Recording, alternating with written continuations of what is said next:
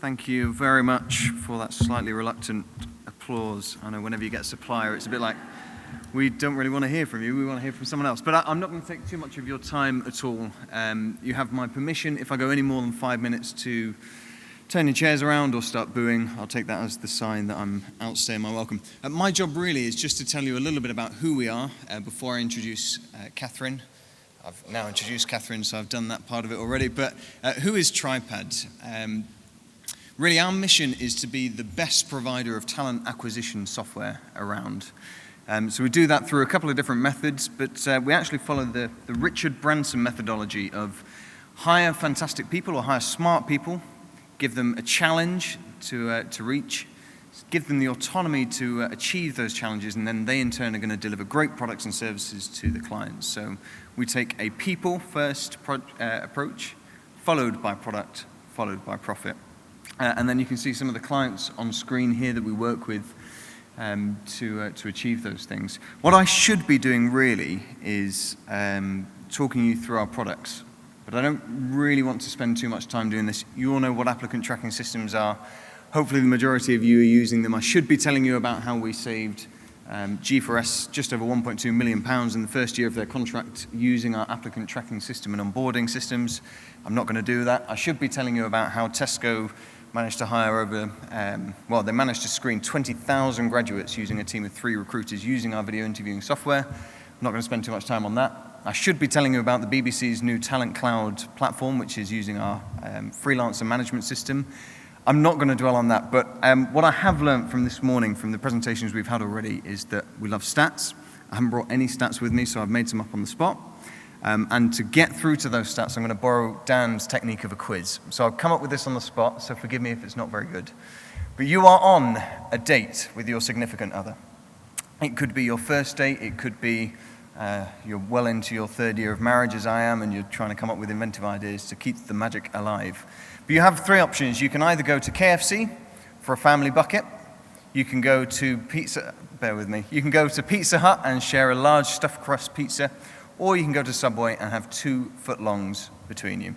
So I want you to shoot a hand up for option A, the KFC family bucket now. A handful of you. Shoot your hand up for B, the Pizza Hut large stuffed crust. Thought that was going to be the one. Or Subway 2 footlongs. We can put you together at the end. So why do we do that? So the cost of any of those things is around about £12.80, which is our cost per hire using the system on average for our clients. So using our applicant tracking system and onboarding, cradle to grave, is approximately £12.80, or the cost of KFC family bucket, a Pizza Hut large stuffed crust, or 2 footlongs from Subway. To actually implement the system, because we build all of our software systems around our clients' requirements rather than provide you with something that's off the shelf, it takes around about 12 months, which is about a third of a pregnancy. So you can implement our system for the third of a pregnancy for the cost of a first date. And how much of your time is it going to save by doing that is approximately 30%. So if you think 3 days in your fortnight, that's time that you can spend watching approximately 2 seasons of Game of Thrones. So that's all I want to do really, is just to say that it's not as expensive, it's not as complicated and complex or time-consuming as you might think to implement an applicant tracking system. For those of you who've already got a system, I'm not talking to you. For those of you who maybe don't have anything in place at the moment, there are nice, easy, flexible, and cost-efficient ways to do it. But really, my job is just to introduce Kathryn. I want you to give her a really big welcome, not just because she left Wigan at 5 a.m. this morning, but because she's got to go back there at the end of the day. Kathryn, over to you.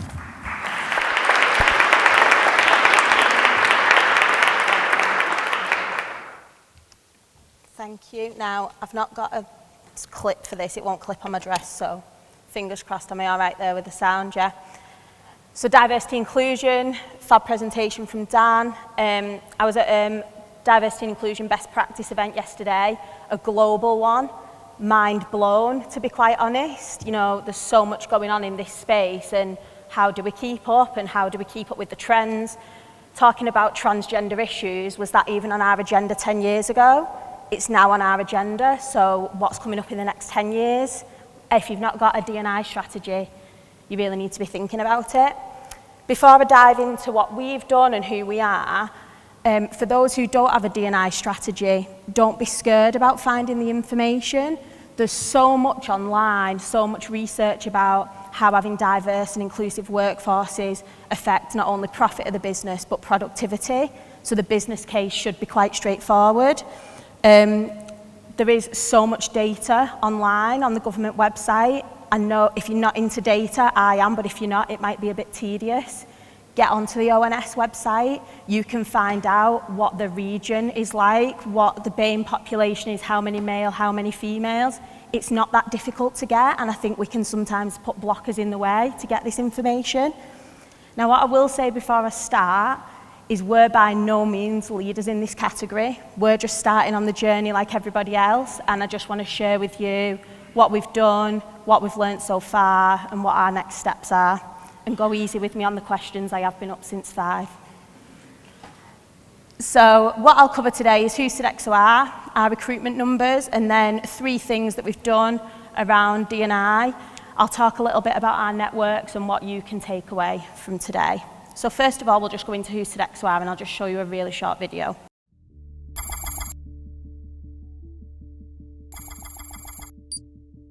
Each day, Sodexo improves the lives of millions of people across the UK and Ireland.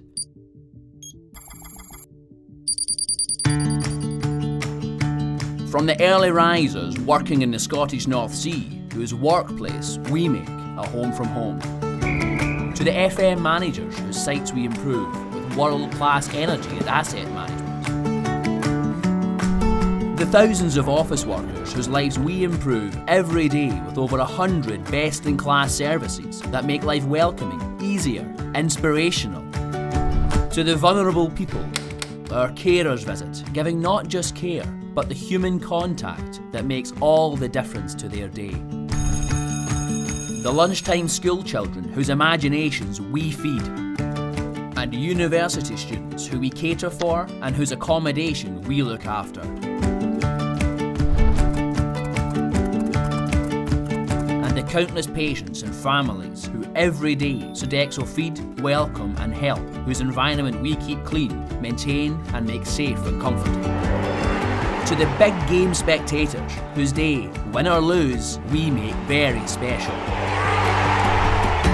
And the hundreds of thousands of afternoon visitors to England's finest events, from Henley Royal Regatta, Royal Ascot, the RHS Chelsea Flower Show, and the great galleries and museums. Delighting the new consumers we now serve with the acquisition of brilliant and standout new brands. The thousands of people rewarded with incentives and gifts that make them feel they make a difference, thanks to us.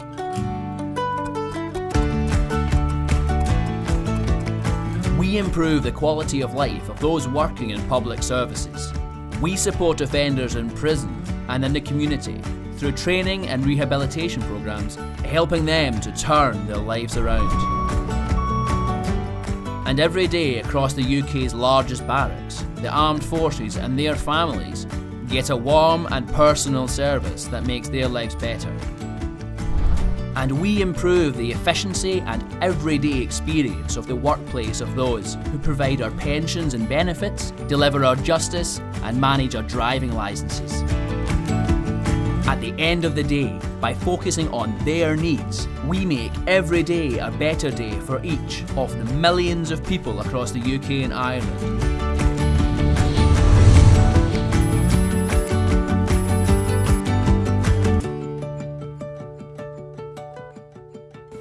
Okay, so that is Sodexo for anyone who didn't know who we were, and as you can see, got our fingers in a lot of pies, so to say. You know, we're into a lot of different businesses. So our team size, this is our lovely team. So there's 14 of us in total. Our hires, I hope you can see that at the back, I do hope it's big enough. The hires that we've had for our last financial years and to date are on the board. Now, I'm not showing you those figures to go, look at us, we're great, look how many hires we get. That's how many people we've got to impact and influence. So for them 1,000 hires, if that's 1,000 hiring managers, we've got to impact and influence their decisions that they're making through the hiring journey. So we have got a big task on our hands. So one of our initiatives that we've done most recently, the back end of last year, as Dan mentioned earlier, Disability Confident.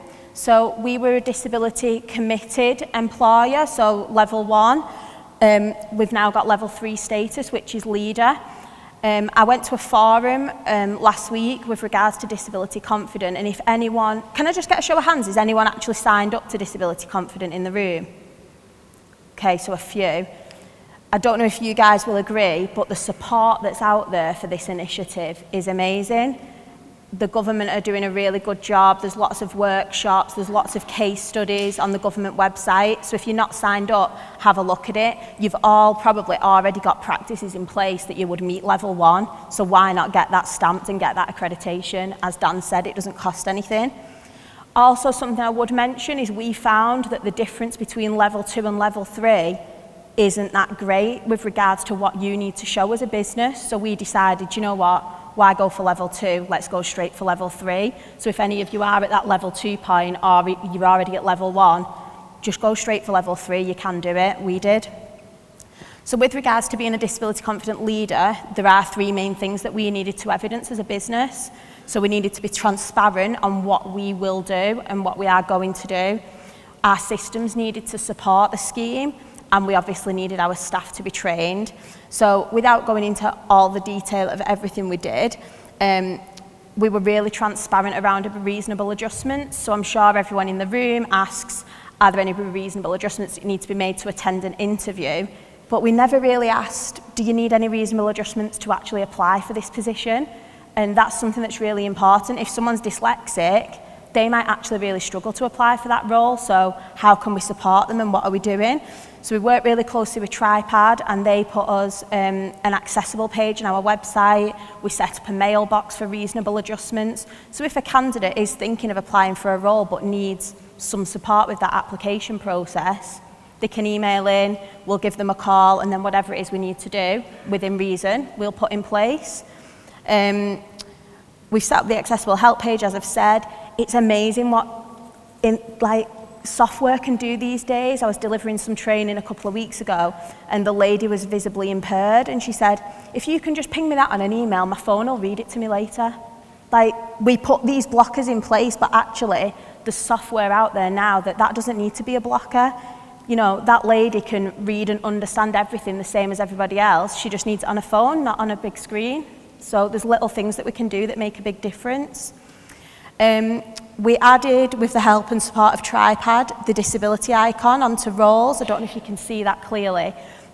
So the reason for that is we've now asked candidates the question, do you consider yourself to have a disability, first of all? So I might be dyslexic and Dan might be dyslexic. I might class it as a disability, Dan might not. That's massive. It's up to the person if they want to disclose that.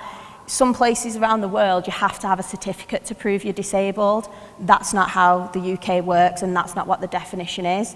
So we now ask that question upon application, do you consider yourself to have a disability? Anybody who selects yes goes to the top of the shortlisting list. It's not for reporting, it's not for any bias, it's purely so we can evidence they've gone to the top, they are absolutely being shortlisted and being considered for this role. Some companies, I was speaking to a big pharmaceutical company, and they do it slightly differently. They are only allowed to shortlist, I think it was 7 CVs for a role. So if someone applies who has got a disability and they meet the minimum requirements for the role, they will always make sure one person with a disability is in the shortlisting where they can. I'll be honest, we don't do that. We're too big and it's a bit too much faff. If they've got the skills, but they've got a disability, great, they go through an interview process like anybody else. And again, at that stage, do you need any reasonable adjustments to be made for the interview? Yes or no? If they do, what are they? We've set up sign language interpreters in the past. Some people to bear in mind, if they're maybe autistic, they might just want an aide to come with them. That's fine, we can accommodate that in an interview, that's no problem, it's just another person in the room. So sometimes we put these blockers in the way, but we don't get weird and wonderful requests like you would think. And as well, a lot of people that are disabled, if they need something to be able to read a computer, they would probably have that themselves because they live a normal life like all of us. Disability isn't just people in a wheelchair. We need to look at the different aspects of disability. So to support our disability confidence scheme, we ran an internal, it's not even an initiative, it was just a case study, and it was called the Open Up campaign. And 4 members of our business, some quite senior, we've got an operations director in there, talked about their invisible disabilities. This landed so well. It opens up the conversation. There's people at all different levels of the business that have had or may still have a disability. Somebody opened up yesterday to say that they're really senior in their role. 10 years ago, they were sectioned. Does it matter? No. Are they disabled now? No, but they were. A lot of people acquire the disabilities whilst they work for your business as well. So let's not be ruling out really, really good talent for things that we probably can't even see. Something else that came up a lot yesterday around disability, even though it's slightly a side subject, was, although I might not have a mental health issue, my brother might.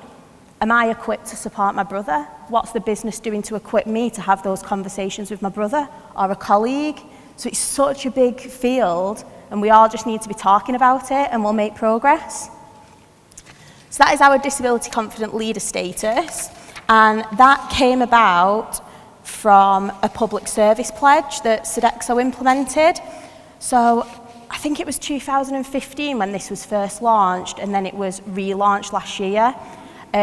So passion of mine, so I recruit for our justice segment, which is prisons and probation. We pledge to employ 40 ex-offenders per year.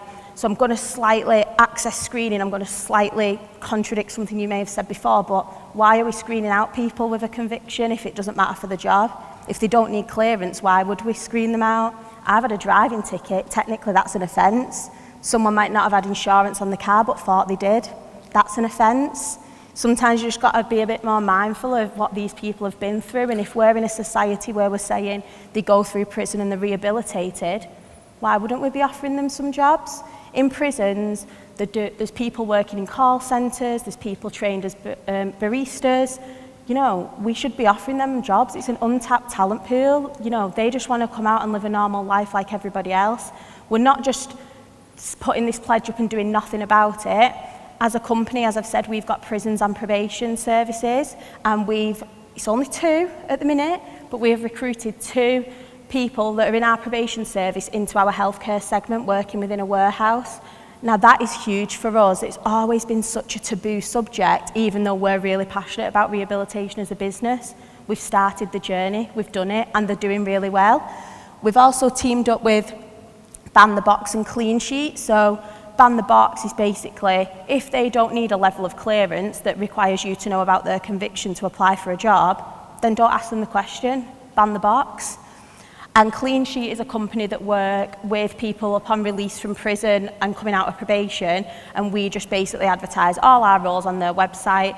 There are roles that you have to get clearance for, some roles within the hospitals, as you can imagine, roles within the prison, so we wouldn't be able to offer them jobs. But we're really open and transparent about that, and we say, these are the reasons why, and due to these convictions we can't, but over here, you've got these opportunities that you can absolutely apply for. That is free as well, so if you're not already looking at them, I'd consider it. We pledge to increase representation of women in our top 1,200 positions globally. There's more to that, but you can read more there. So we've recently launched a scheme called She Works in Sodexo, and it's a job shadowing program to basically empower women within our business.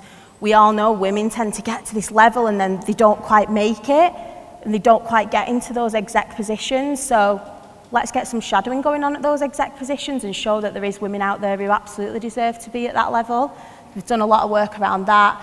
We did a lot of talking as a business about a 50-50 split of all CVs. So if you're sending a shortlist of 10, 5 male, 5 female.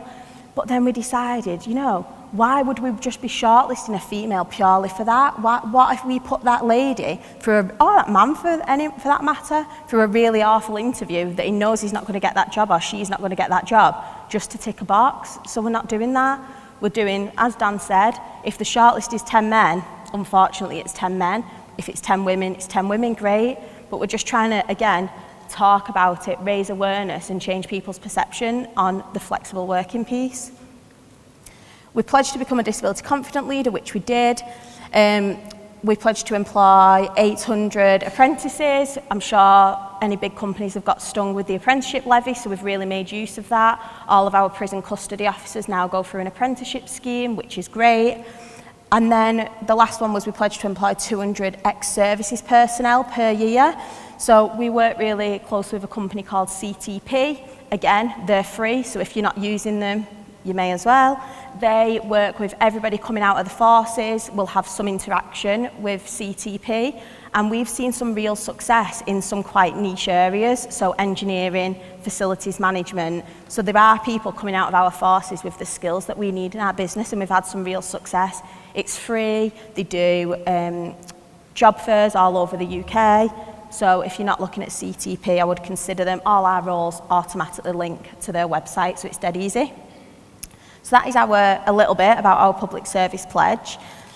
Looking at the notes that went round about what people wanted to get from the conference, anonymous CVs or blind CVs came up a little bit in that.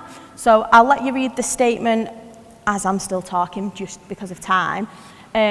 So for those who don't know what blind CVs are, but I'm presuming everyone does, it's when you remove certain information from a CV, so name, address, the date of birth.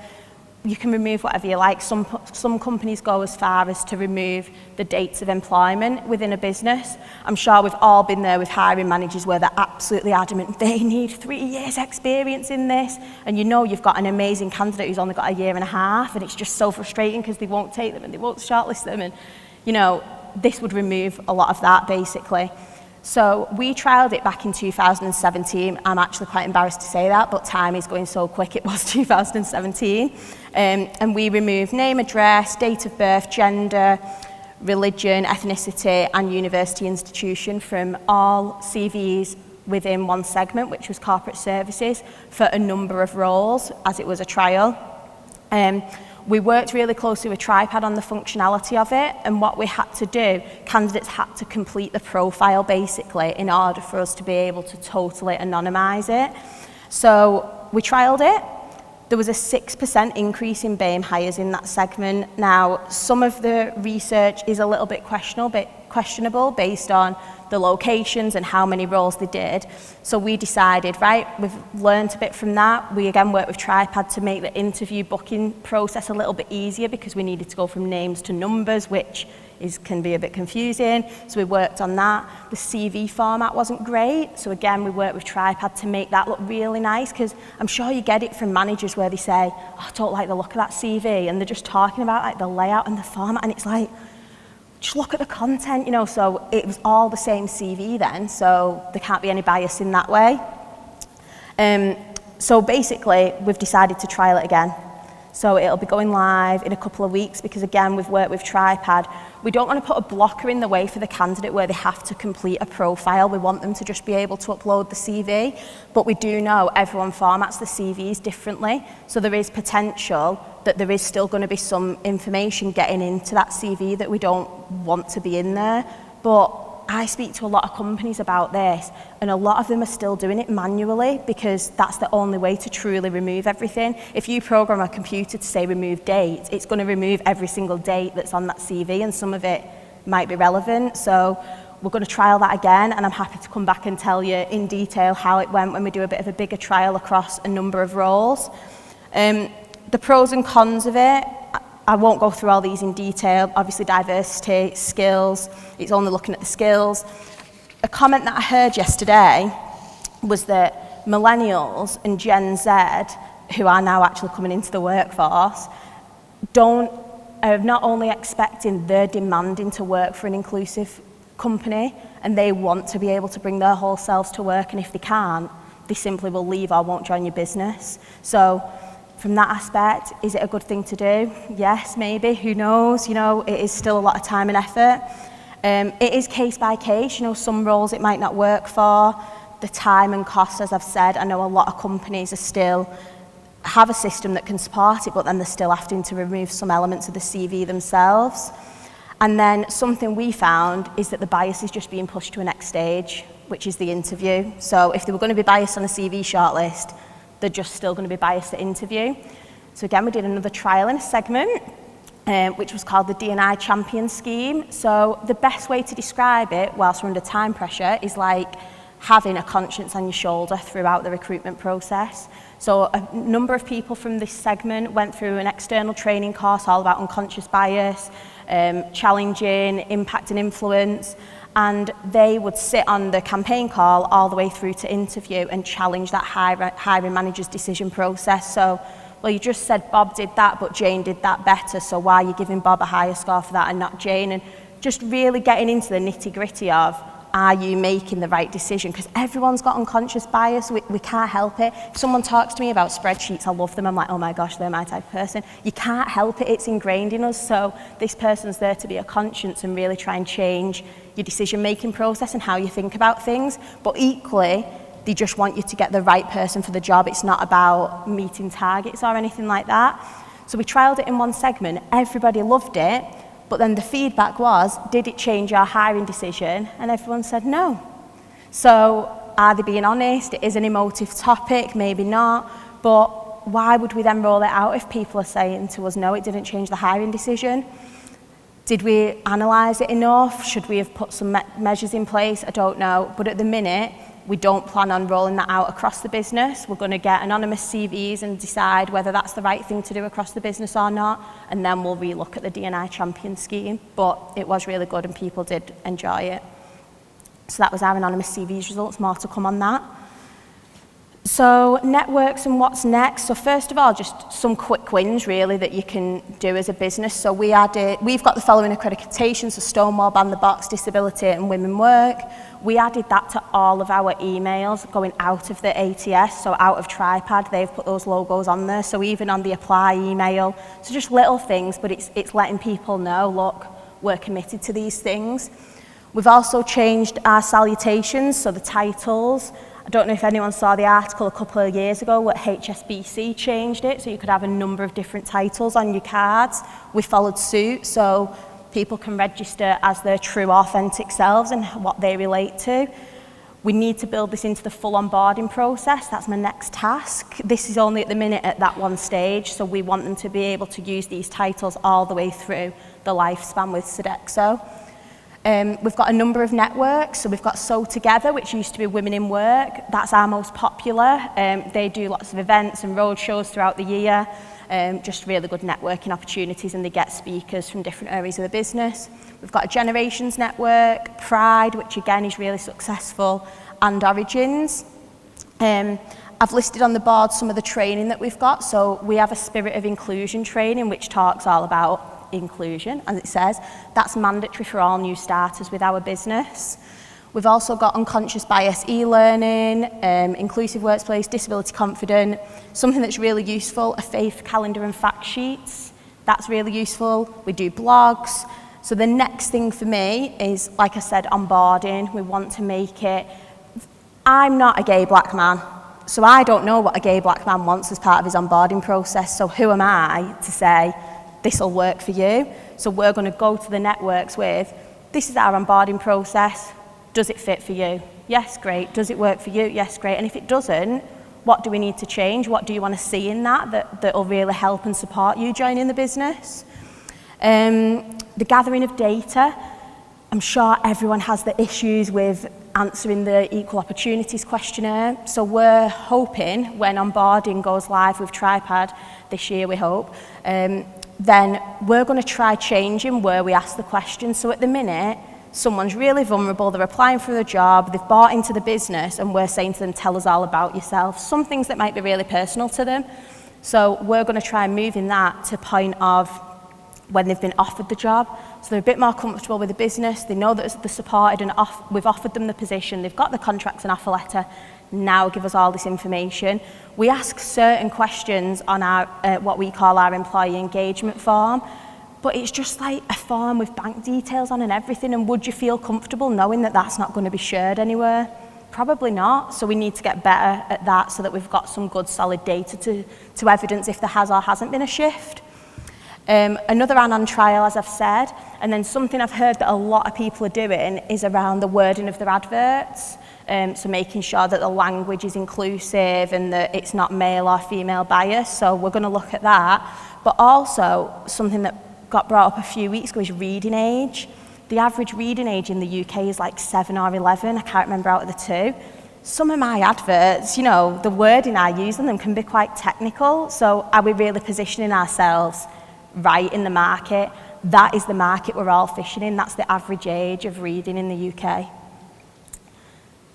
So what you can do, if you're not already disability confident, have a look. There's loads of good stuff online on gov.uk. There's really good case studies. There's a Manchester, I know it's Bristol, so apologies, but there is different ability events popping up. So there's a Manchester Ability kind of forum that's started. So there's lots of good work going on around disability at the minute. If you're not working with CTP or Clean Sheet, have a look at them. It's free to advertise on them, and why wouldn't you want your brand out there? Review your recruitment processes, but from a D&I perspective, like, don't just think about what you want, it's about what other people want, and you're not those other people, so you don't know what they want. Keep talking about it. You're going to make mistakes. I have. We're going to mess up and say the wrong thing and have to apologise, but at least we're trying and we're doing something about it. Do it because, I wrote this presentation before the event yesterday, and now I'm unsure about this target piece. My personal view, we should do this because it's the right thing to do, and we should be inclusive, and everyone should feel comfortable coming to work and being themselves. So I originally said, don't set targets. However, yesterday there was a lot of debate about this, and people said that they'd needed to set targets to get the momentum going and to make the change. So make your own decision on the targets one. Be authentic. Don't just try and, you know, set up a pride group, because that'll be a really good thing to do. It's got to be authentic and be who the business is. If that's not your business, it's not going to land well and no one's going to buy into it. And then just to leave you with a statement that's always really, I always go back to this if I'm going a bit crazy about what's the right thing to do. So diversity is being invited to the dance, but inclusion is being asked to dance, and I always just bring it back to that, and are we actually being inclusive? Diverse is one thing, but inclusive is another, so make sure you're joining the two up.